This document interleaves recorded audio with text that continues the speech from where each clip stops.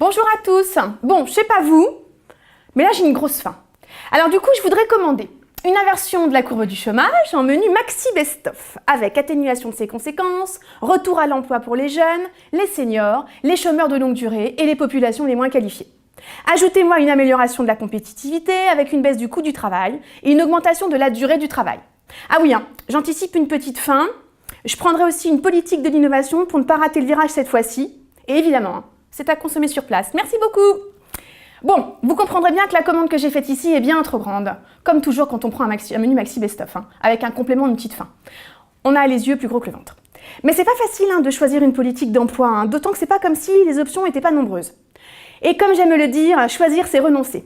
Les ressources budgétaires allouées sur le front de l'emploi ne sont malheureusement pas illimitées.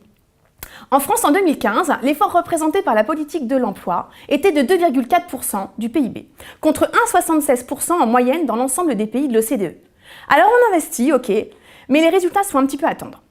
En 2014, suite à son discours à la presse, François Hollande précisait les choses suivantes et lançait son pacte de responsabilité. Aux ménages et aux salariés les plus modestes, il garantit l'augmentation du salaire net, la réduction des impôts et la revalorisation des prestations sociales. Ah la vache, c'est la fête. Ainsi, il tente d'améliorer le pouvoir d'achat des consommateurs afin qu'ils puissent constituer une demande effective plus solide. Vous voyez le concept, Keynes, tout ça. Bon, aux entreprises, le président de l'époque propose de réduire leurs coûts de production en baissant le coût du travail. Bon, on ne baisse pas les salaires, on baisse juste les cotisations sociales. En diminuant bien sûr les impôts, notamment par le CICE. Et vous savez, le crédit d'impôt dédié aux entreprises en R&D continue de fonctionner pas trop mal. L'effet attendu se trouve dans les marges nouvelles de ces entreprises qui pourront alors, a priori, créer des emplois et en améliorer la qualité. Et au final, l'augmentation de la consommation et des investissements, ainsi que la relocalisation des emplois, évidemment, on a diminué le coût, feront le redressement de la France, CQFD. Pauvre François. Encore une fois, il n'a pas de bol. Le résultat n'est pas à la hauteur. La demande effective, celle qui est anticipée par les entreprises, est insuffisante. Et en même temps, une entreprise recrute et investit si ses carnets de commandes se remplissent. C'est un peu logique. Les ménages ne consomment pas davantage et l'investissement reste faible. La confiance n'est pas au rendez-vous. Elle est pourtant la clé de réussite des réformes économiques. Les marges de manœuvre des entreprises leur permettent surtout d'améliorer leur trésorerie et de se prémunir de l'avenir. Alors c'est également durant ce quinquennat de François Hollande que l'on entend davantage parler du fameux modèle de flexi-sécurité.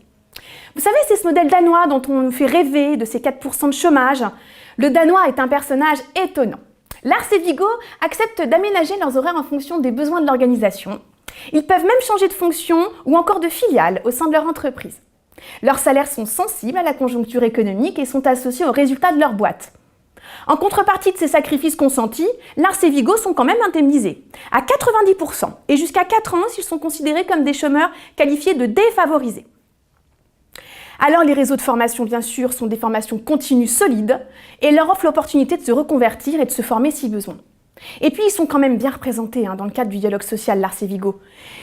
Ils font d'ailleurs partie des 80% de salariés syndiqués au Danemark. Alors la flexi-sécurité en France, elle a pris plusieurs visages.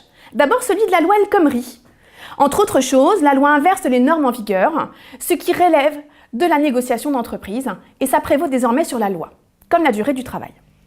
Pour ce qui concerne le contrat de travail, il peut évoluer sous l'effet de mutations technologiques ou de la réorganisation des entreprises nécessaires à la sauvegarde de la compétitivité.